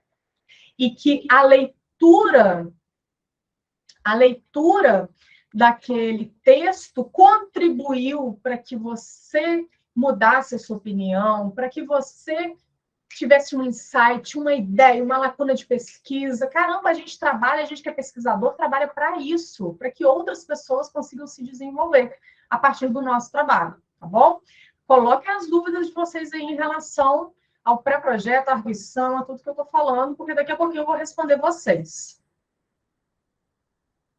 E aí vocês têm, tudo está no edital, 15 minutos, meia hora, 20 minutos, às vezes 5 minutos de entrevista, para você falar. E aí depois tem a parte dos professores também. Geralmente, eles pedem para que você fale sobre a sua trajetória acadêmico-profissional. Então, o que você vai fazer? Já vai começar a treinar.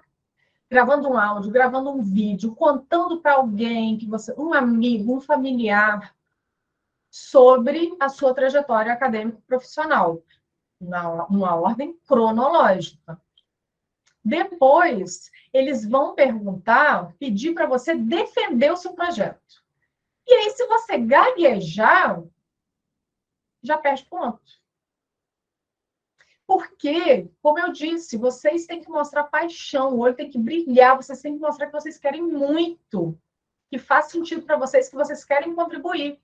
Então, vocês já vão treinar a trajetória acadêmica e profissional de vocês. E o que vocês podem dizer? Vocês vão dizer, se está só na graduação, cara, ainda não tem experiência nenhuma, eu só fiz a graduação. Só? Quantos brasileiros têm graduação? Então, você vai falar da experiência que você teve em uma disciplina, em uma palestra, em um evento, em um projeto, em um artigo que você leu. Você vai falar a verdade. Como você foi como aluno, enquanto aluno, o que você aprendeu, quais foram as suas dificuldades, os seus desafios, em que você precisa melhorar e crescer ainda, e por isso que você está participando desse processo seletivo. E falar a verdade, não tem experiência profissional. Às vezes eles pedem só a experiência profissional, dependendo da idade, da experiência daquele candidato. E aí você, de novo, vai falar sobre a pós-graduação que você fez. Eu tenho 5 pós. Não vai falar sobre todas, vai falar sobre a que tem afinidade, a que está alinhado à linha de pesquisa do programa, à área de conhecimento do programa de pós-graduação. Então, coloca no papel, ou então pega lá o seu lápis e vê o que faz mais sentido. Eu tenho trocentos cursos de poucas horas lá.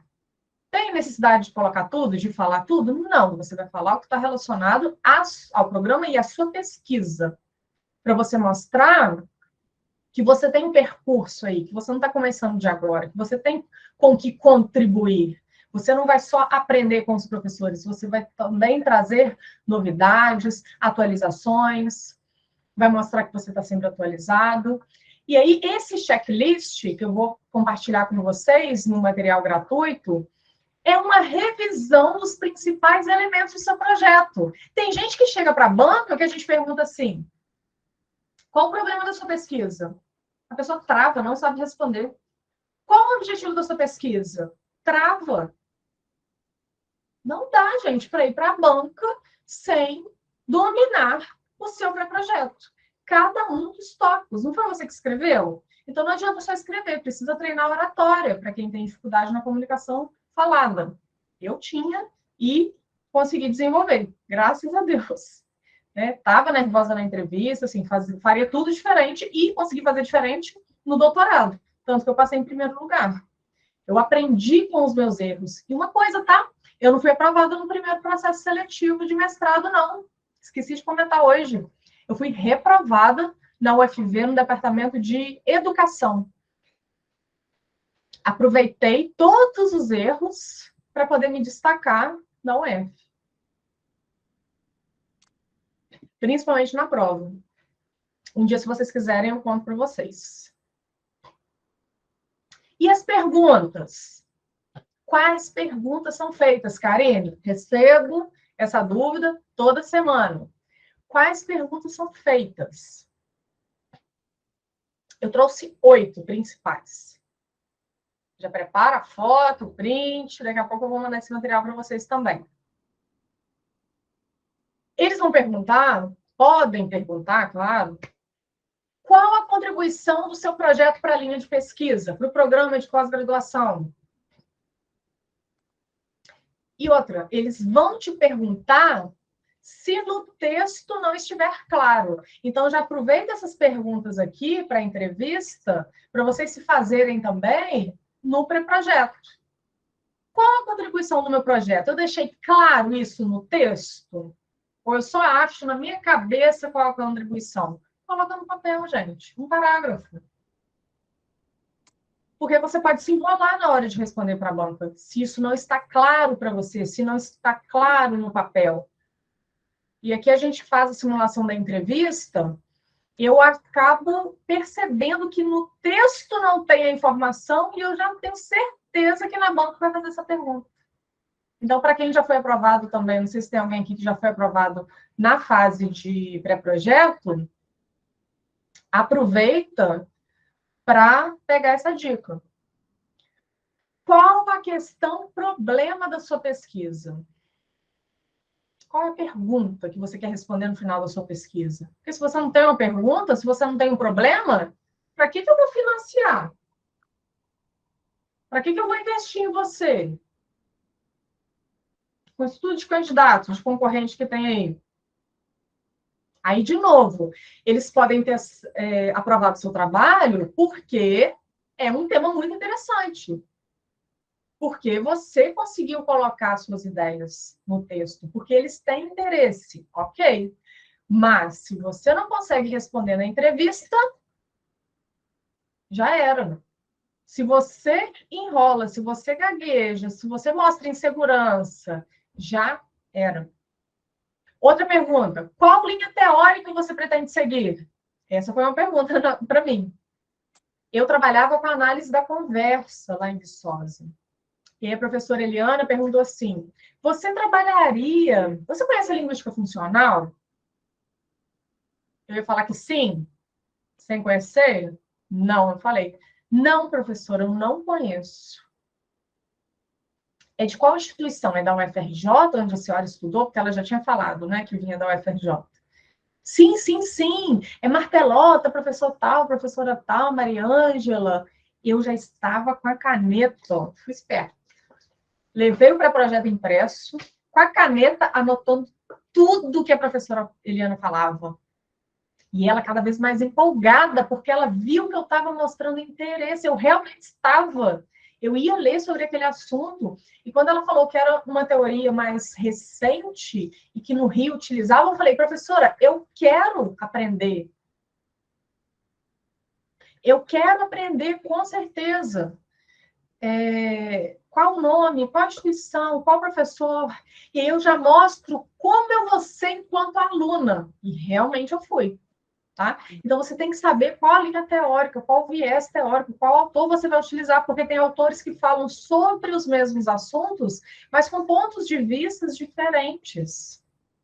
Quarta pergunta: de que forma você pretende atingir os objetivos da sua pesquisa? Aí você começa a falar dos seus objetivos. Eu não perguntei isso. Então, preste atenção. Podem levar uma folha, uma caneta, é só mostrar, né, que não tem nada, é só para você anotar, porque na hora é muita ansiedade, e aí você tá, às vezes não consegue perceber a palavra que o professor usou, acaba se perdendo ali, e você acaba respondendo uma coisa que ele não perguntou. Então, ele perguntou, de que forma você pretende atingir? Coloca lá como, de que forma. Ele quer saber a sua metodologia. É a sua metodologia que ele quer saber. Como você vai atingir os seus objetivos? E aí, não é para responder resumidamente, não. Quanto mais detalhes, melhor. Cita o autor. Cita de onde que ele é, de qual instituição, quanto tempo que ele está pesquisando, onde você conheceu. Caramba! Mostra que você merece aquela vaga. Mostra que você trabalhou duro, porque aí eles vão ver o seu potencial enquanto futuro aluno. E aí, às vezes, né, igual aconteceu com a gente, Gelson, a gente teve até mais de uma bolsa de estudos, a gente tinha oportunidade, assim, batiam na porta da professora Eliana. Gente, todo mundo aqui tem bolsa, que eu estou precisando de alguém para colaborar com isso, isso, isso, porque as pessoas indicavam a gente, tá? A tal da vaca roxa. Outra pergunta: por que escolheu esse instrumento de pesquisa e não outro? Por que você escolheu entrevista e não grupo focal? Karine, mas eu tenho que saber isso tudo. Você não quer ser aprovado? Você não quer mudar de vida? Você não quer aumentar o seu salário? Você não quer passar no seu concurso? Tem que sair da zona de conforto. Qual instrumento você vai usar? Ai, mesmo que não seja aprofundado, não é isso, mas você tem que ter uma noção do que seja. E a gente ensina isso tudo aqui. Você mudaria o seu objeto, o seu método?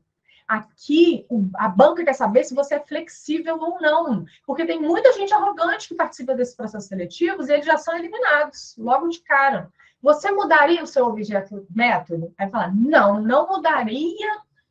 E aí responde de uma forma, opa, peraí.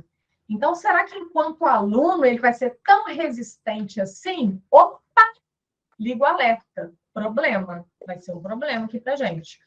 Então, é óbvio, você não vai falar também assim, não, eu mudo tudo, claro, tudo que vocês quiserem. Nem tanto ao céu, nem tanto à terra. Mas você vai falar, olha, professor, de acordo com as minhas leituras, com o que eu pesquisei, eu acredito que esse seja o método mais adequado. Mas é claro que a gente vai conversar, vai fazer disciplinas e alinhado, né, nós dois alinhados, o orientador e orientando, a gente vai ver a melhor maneira, claro, eu posso aprender. Mas o meu objeto de pesquisa eu não abro mão. Você tem que mostrar que aquilo faz diferença para você trabalhar, estudar, que nos próximos 2 anos você vai ter prazer, você vai acordar todo dia com a motivação para fazer diferença dentro daquilo que te inquieta, dentro daquilo que te incomoda. Tá fazendo sentido para vocês? Verônica está aproveitando todas as dicas. Muito bom. Gostei de ver. Você faria um mestrado mesmo sem bolsas de estudo? Aí a pessoa só fala assim, faria. Perdeu a bolsa. Eita, perdeu a bolsa. O que vocês vão falar? Anotem isso, por favor. Professor, faria sim, porque o mestrado é a minha prioridade. É claro, se for verdade, se você não tiver como se bancar, se tiver que mudar de cidade, de estado, aí a resposta é outra. Mas a maioria é professor, é gestor. E aí, tudo bem, eu posso fazer sem a bolsa. Não sei se a maioria que está aqui hoje, eu não fiz uma pesquisa antes, né? Mas tem muitos que realmente não precisam de bolsa. Eu, por exemplo, eu falei que eu conseguiria fazer revisão de textos, eu conseguiria ser professora, mas, né, trabalhar na escola, mas que, tendo a bolsa de estudos, eu conseguiria ter mais tempo para me dedicar à pesquisa, participar de evento, publicar em periódicos. É verdade, essa era o meu objetivo. Então, fale a verdade. Fale que você faria sim, mas que seria muito importante para o seu desenvolvimento, para você contribuir ainda mais com o programa. Através de participação em concurso, em evento, publicações, porque evento não é barato. Você precisa investir em livros, em capacitações. Se você precisar contratar alguém para fazer sua análise bibliométrica, por exemplo, a análise do conteúdo, você vai precisar da bolsa. Tá? E para quem realmente precisa da bolsa, você vai falar, sim, professor, eu preciso da bolsa porque eu vou me dedicar 40 horas semanais ao mestrado. Então, né, se eu não conseguir logo de início a bolsa de estudos, eu consigo a ajuda do meu pai, eu consigo dar umas aulas particulares, mas seria muito importante que eu tivesse a bolsa de estudos, sim. Fala a verdade, fala de coração, fala o que faz sentido para você.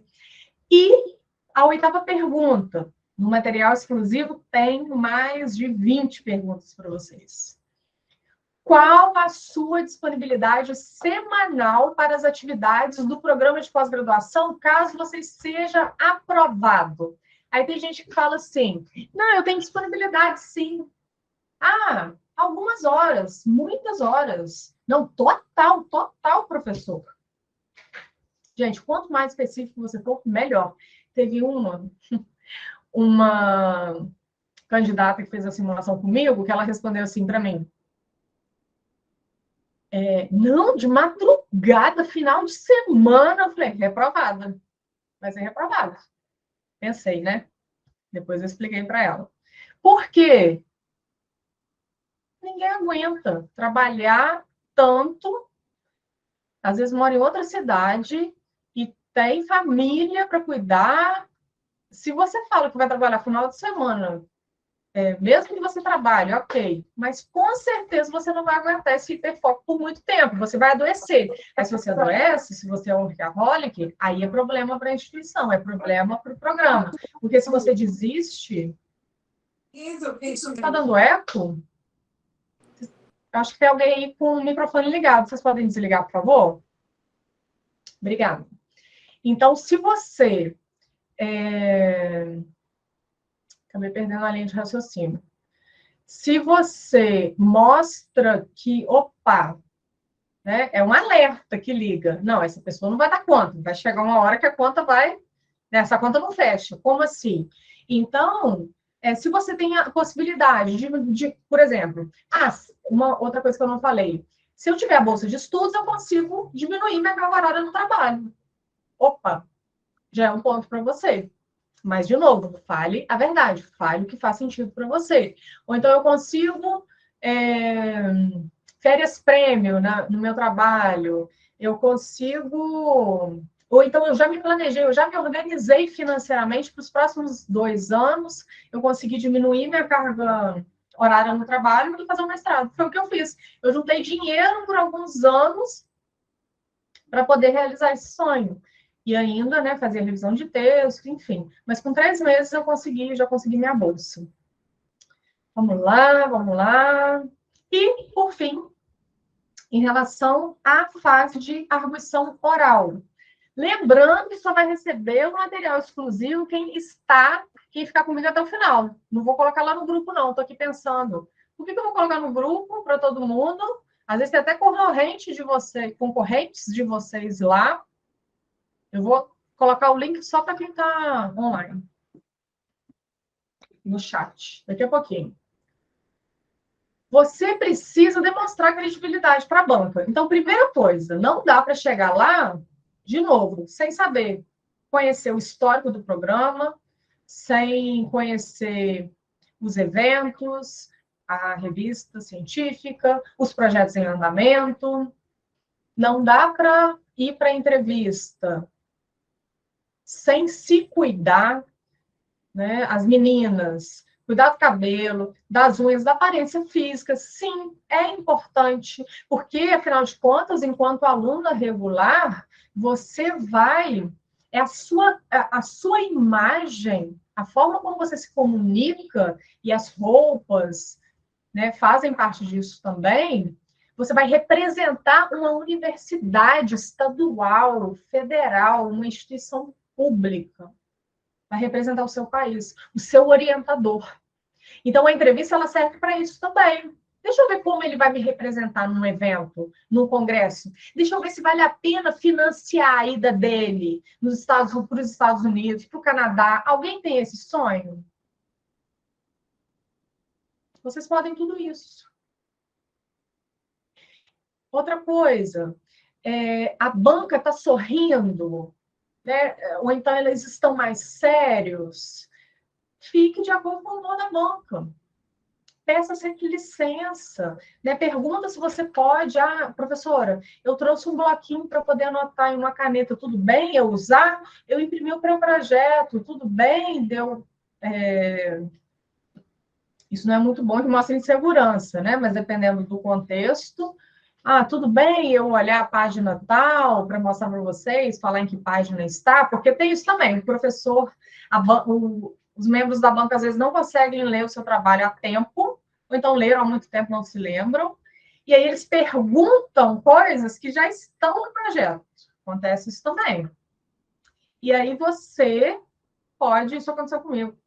Só que gente, eu tinha estudado tanto projeto que eu sabia de cor a página. Olha o quanto que esse ser humano queria ser aprovado. Eu sabia que estava na página 7. Até lembro, foi uma pergunta da professora Bianca. Você não colocou justificativa, não. Coloquei, professora, está na página 7. Aí eu abri, meu projeto estava impresso, Eu abri e falei o parágrafo que estava. Ela, nossa, você quer mesmo estar aqui, né? Eu quero, professora, eu quero muito.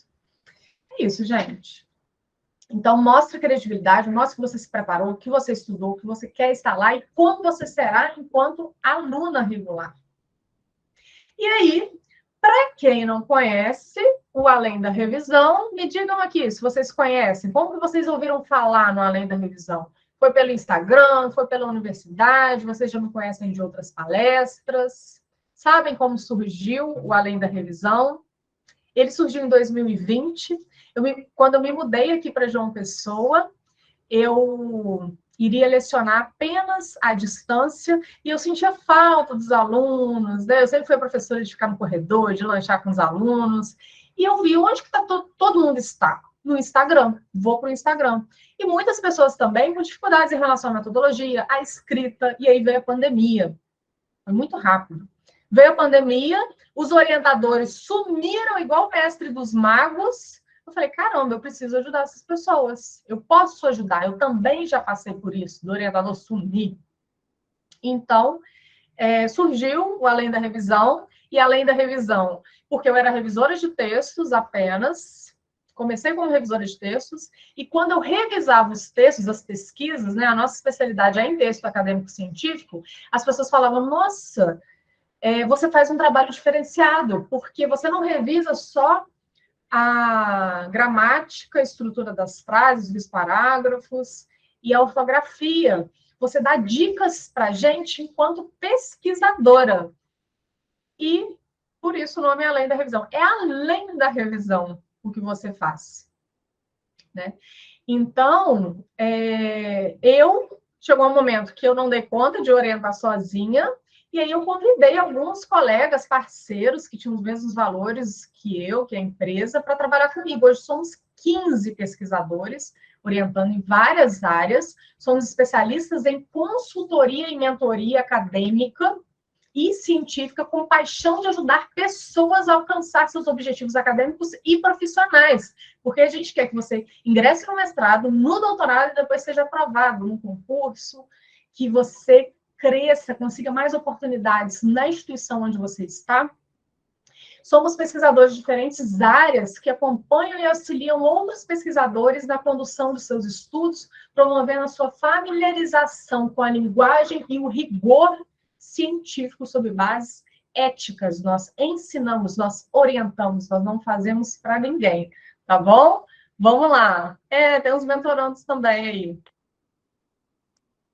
E o que os alunos dizem sobre nós? O que os mentorandos dizem sobre nós? Eu vou contar um pouco a historinha para vocês. O Miguel, não sei se vocês se identificam, vocês já vão colocando aí. O Miguel, ele me procurou super inseguro, querendo uma vaga no mestrado em Direito da UFMG. Só que ele já chegou assim, Karine, eu vou fazer por fazer, eu vou ver como eu me saio, porque eu estudei em faculdade particular, eu não fiz pesquisa, o meu TCC eu não tive orientação nenhuma. E aí eu marquei uma conversa com o Miguel para conhecê-lo melhor. Eu sempre marco, teve um pessoal chegando aí, a Karen, Laís, não sei se Graziene está ainda, a gente conversou para alinhar as ideias. Então, para eu conhecer, para eu saber como que eu posso te ajudar, realmente eu posso te ajudar? Realmente você está comprometido como nós estamos? Então, eu vi que o Miguel é super inteligente, competente, leitor. Era só insegurança, eram só não, né? Eram as inseguranças, os medos que eu também já vivi.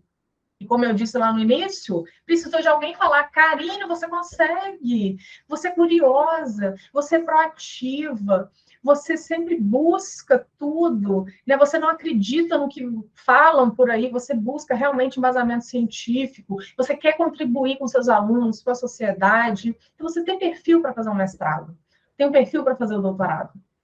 Então, o Miguel, depois de 3 meses de trabalho, de mentoria, ele foi aprovado em 3º lugar na UFMG, com bolsa de estudos. Já está terminando. Ele foi um dos primeiros clientes a partir do nome, né, além da revisão, da marca. não só o nome, a marca registrada. A Michele da UENF. A Michele, ela já me conhecia, mas ela falou, vou participar do processo seletivo e mas eu vou pegar as dicas da Karine aqui no Instagram, aprendo muito com as dicas, vou participar do processo seletivo, vai dar certo. Mas ela foi reprovada e aí ela entrou em contato comigo. Karine, todo mundo que você orientou foi aprovado, menos eu, né? Porque eu achei que eu daria conta sozinha. Então, agora eu faço questão de contratar mentoria e ela foi aprovada, também já está terminando o mestrado, né? E aí eu acompanho artigo, enfim, a gente está sempre conversando, aprendeu muito, inclusive para poder, a partir da primeira mentoria, agora ela já se vira sozinha. E a Lívia, ela ficou muitos anos em escola, ela é apaixonada pela educação, professora de história, de Itaperuna, não sei se está aí de Itaperuna. Ela estava insegura também, né? Porque muito tempo sem escrever, e na sala de aula, quer contribuir com os alunos, mas ela não tem essa visão de pesquisadora, ela não teve aula de metodologia, e ela quer se diferenciar, e ela queria passar no ano passado. Ela, Karine, tem que ser esse ano, se não for esse ano, eu vou desistir. Aí é comigo mesmo. Então, vamos junto, eu pego na sua mão e a gente consegue essa aprovação. Ela foi aprovada tão bem e, assim, mudou a vida dela. Ela até se mudou de cidade para conseguir se... Aliás, eu acho que ela está morando uns dias em Campos e outros em Itaperuna. Itaperuna não, é do interior, para dar aula. Eu me confundo porque é muita gente, né? Então, ela desenvolveu e a gente fez muito rápido. Foi em um mês, ela conseguiu desenvolver esse projeto, a gente fez a simulação da entrevista, na simulação também ela estava muito ansiosa, porque é assim, né, gente? A gente fica mesmo. É algo novo, é algo que a gente não conhece. Então, a gente vê como um bicho de 7 cabeças, um bicho papão.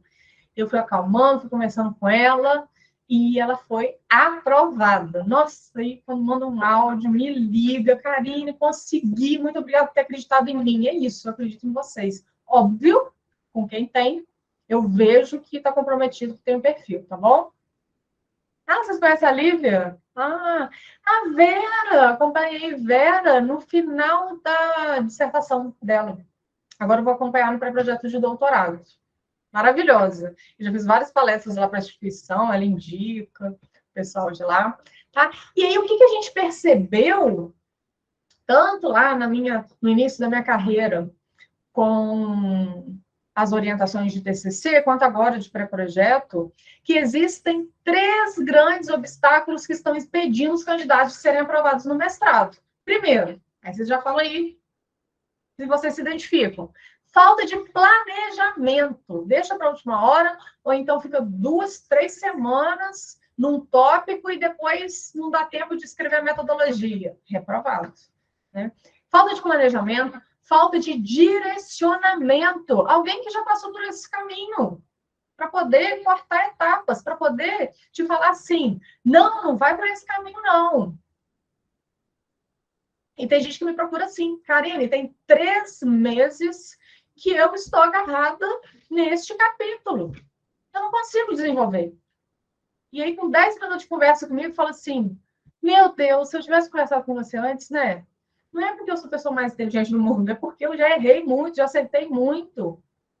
Eu já sei quais são os caminhos, a gente que sabe.